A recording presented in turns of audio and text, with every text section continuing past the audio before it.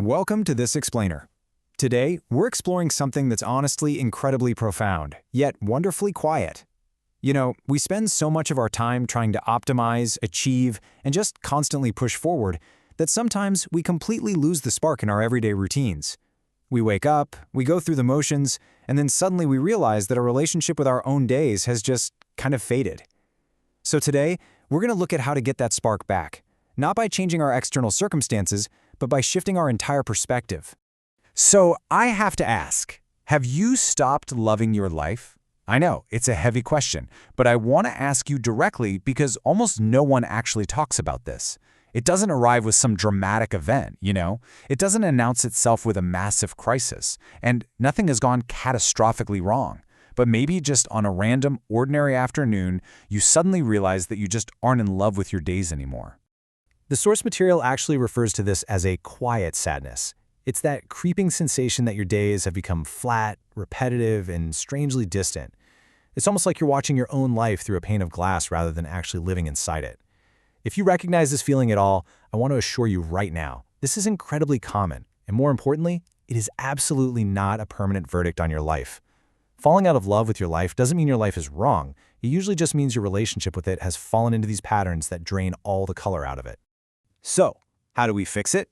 We're going to explore 5 quietly powerful Japanese philosophical principles, making your world smaller, moving from consumer to builder, giving your days texture, the beauty of impermanence, and finally, returning to your senses.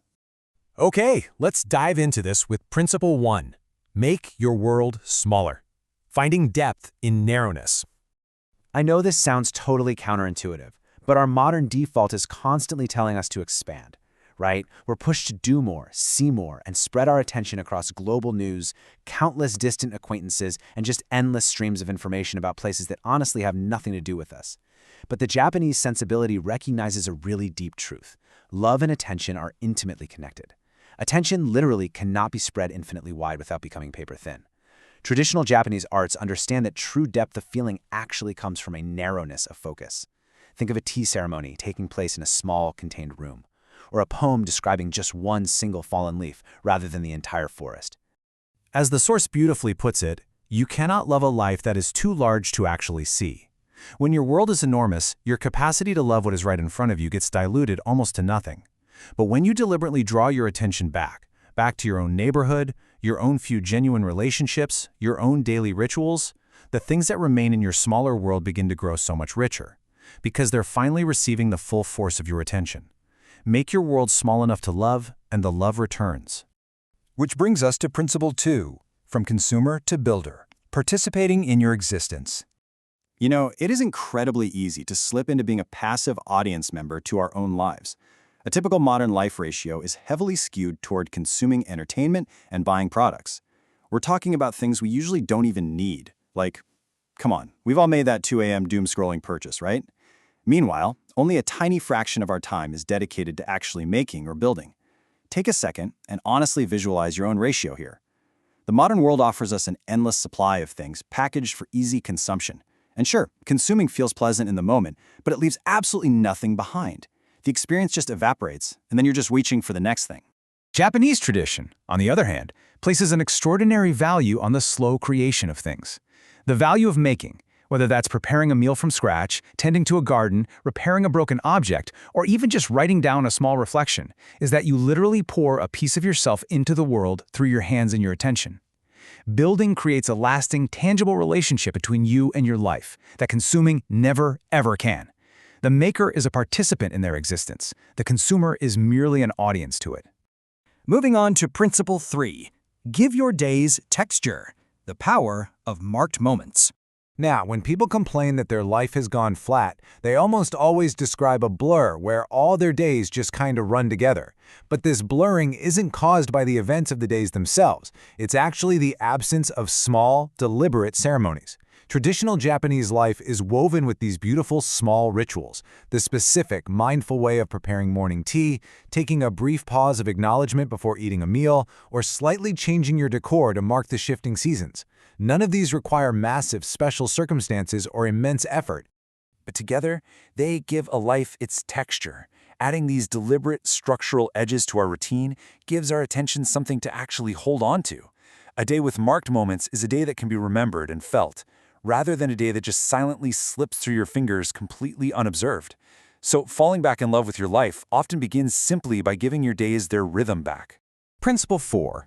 The beauty of impermanence. Embracing the fragile and fleeting. This one addresses a really fascinating paradox.